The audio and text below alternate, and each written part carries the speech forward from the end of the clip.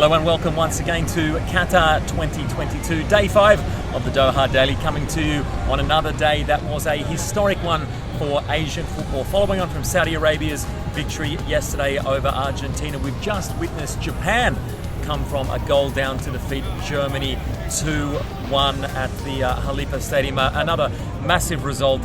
Michael, you were there alongside me for this win. Japan were probably second best, I think, throughout. Certainly, statistically, it's played out that way. But at the end of the day, they get the 3 points and make a winning start. Absolutely a remarkable result. You wouldn't have pegged it at the end of the first half when Japan were utterly outplayed. But Moriyasu made a couple of changes at half-time, tactically changed it, went to a back three. Japan certainly started to play a bit better in the second half, and 2 goals in 8 minutes late in the game stole it from the Germans.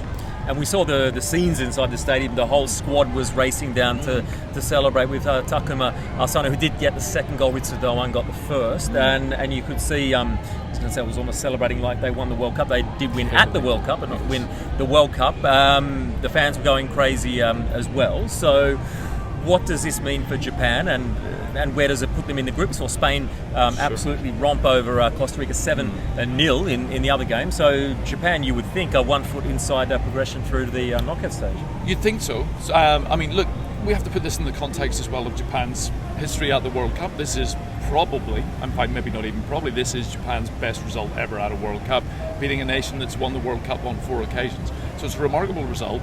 In terms of the group, a win against Costa Rica is going to put them in a really good position if they manage to pull that off in the next game.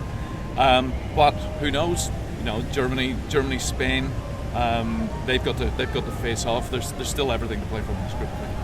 Paul, just looking at things on the surface, I think Japan had 25% possession throughout the game. They had 23 shots against them to 11. Entries into the final third. Germany had almost 80. Japan had almost 20.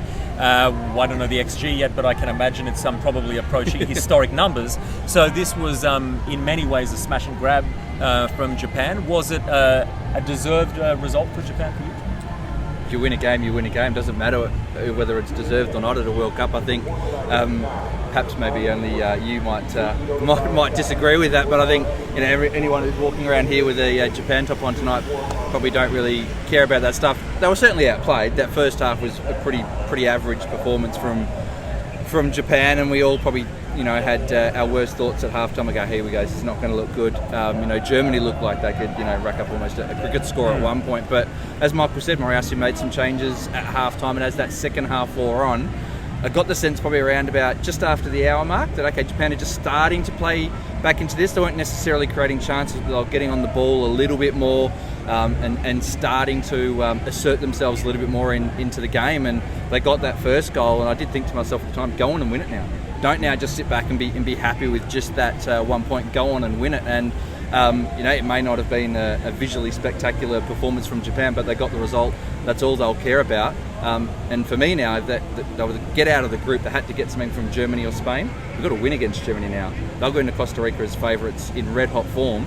A win against Costa Rica and they're through to the round of 16. Do you think then that changes the mentality for Japan going into these other games? I mean, now they're riding the high from this result, that they may go in a little bit overconfident even against Costa Rica.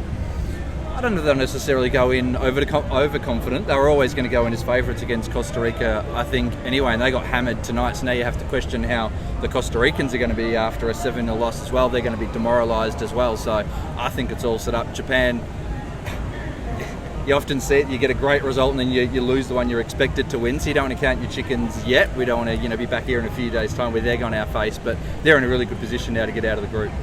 I heard from some of the players after the game, and Takefusa Kubo was asked, is this one of Japan's best performances at the World Cup? And he said, well, I think it is. Yeah, I think it is the best. There's no questioning that.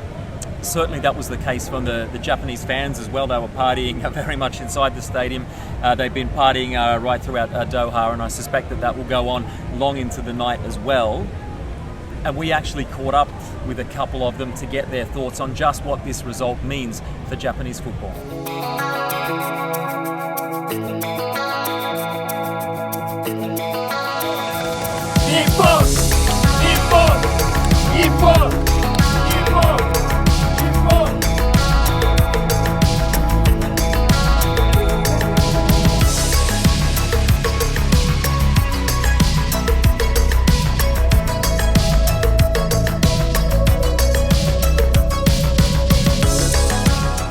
Yeah, so some very happy Japanese fans, and they could be partying all the way through the night, right into the morning.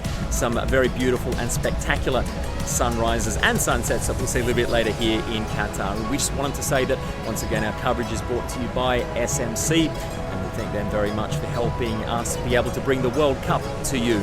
Well, guys, switching things now to the final Asian nation to make their tournament bow. That is the Korean Republic. They face Uruguay tomorrow. Paul and Michael, you guys will both be at that game. Paul, what do you expect, and what's the latest in terms of team news and a possible lineup, particularly for Heung-min, which is the one that everyone wants to know about? Yeah, well, Paulo Bento confirmed today that he will be fit to play. Didn't clarify whether play meant start or not, so it remains to be seen whether we'll see him on the team sheet when that drops tomorrow afternoon. But he confirmed that he will play. Hwang Hee-chan is out, injured, didn't get up in time with that hamstring injury. It's really interesting in terms of what we can expect from this. I think the mood around Asian football has certainly changed a little bit regarding after the performances of the last 2 days with Saudi Arabia and Japan picking up surprise wins. So I think there's a little bit of a buoyant mood now that perhaps South Korea can also go into this game confident. We know they've got the talent to get something, so I think there's a little bit more confidence now that perhaps Korea too can get something out of this game. Yeah, Michael, that was certainly the case. A lot of the Japanese players after the game were asked that exact question. Did you take inspiration, motivation from the Saudi result? And they said, yeah, they clearly did. They watched as much of the game as they could. Maya Yoshida actually said he went and re-watched it back. Now Japan's had that result following on. We've seen throughout the 5 Asian nations different approaches, different ways of performing and tactically. How do you think Korea go about this? It's a difficult one because I think so much hinges on the availability of Son Heung-min, and that really affects and impacts upon how they go out and play, and whether they take a front foot approach or whether Bento tends to have a little bit, he's a bit more of a conservative coach and I suppose in somewhat a typical Portuguese approach. Look, it's a difficult game. Uruguay maybe are not the team that were several years ago, but they've still got Luis Suarez up front. That means they are the team that they were. Well, yeah, I suppose. Yeah. But you look at Darwin Núñez, who's obviously very effective, very strong up front. Fede Valverde from Real Madrid, Bento in his press conference today labelled him as one of the best players in the world at the moment, and I think his performances for Real Madrid have certainly shown that he is a game changer, and he's someone that the Koreans will have to keep an eye on tomorrow. All right, so yeah, guys, enjoy that game tomorrow. I won't be there, but you will, and we'll be back tomorrow to review that game and then look ahead to the second round of matches. It's coming thick and fast, the action here in Qatar. And to take us out tonight, here's a little bit of a taste of the city at night. You can maybe see behind us, we're down on the Corniche area of Doha. There are a lot of boats in the harbour, and it is a city that looks really beautiful and spectacular in the day and in the evening. So that's where we'll leave you for now from Doha, and we'll speak to you again tomorrow.